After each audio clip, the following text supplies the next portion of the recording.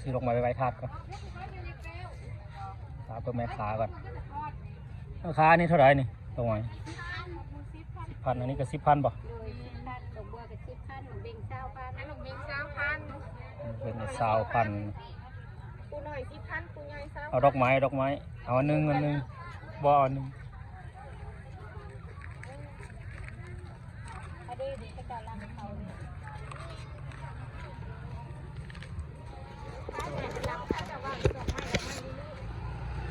่ยในเพื่อนคน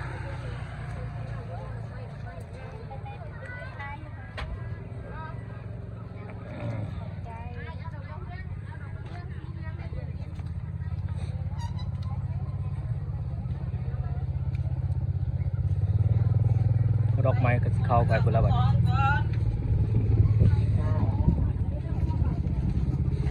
นี่เป็นขบวนนักเรียนฟ้อนเป่าแคน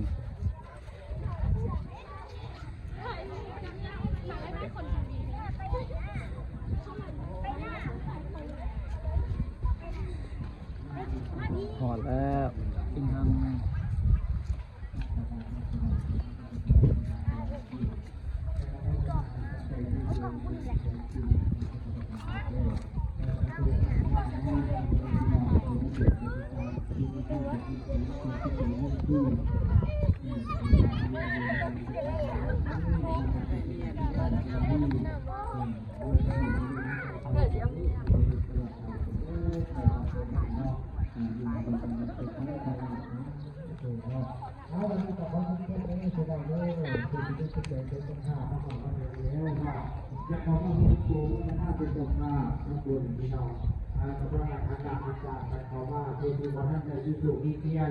ถ้าพูดอะไรที่ทำเลยมันเกิดเขาทั้งส่วนใหญ่เนาะนะครับแต่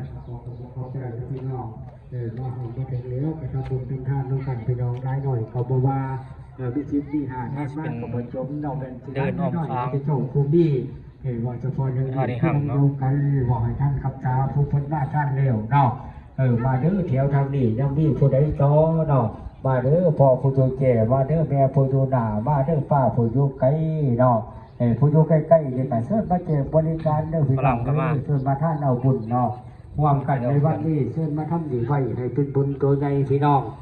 ก็ต้องทำตัวไว้มีเทศตั้งเทศคำเพิ่นว่าได้เนาะจังว่ามาทำดีไว้พี่น้องใกล้รุ่นเพื่อลูกเนาะทำดีไว้ภายรุ่นเพื่อลูกปลูกเขาไว้ปีหน้าก็เพื่อกินเพิ่นว่าได้เนาะ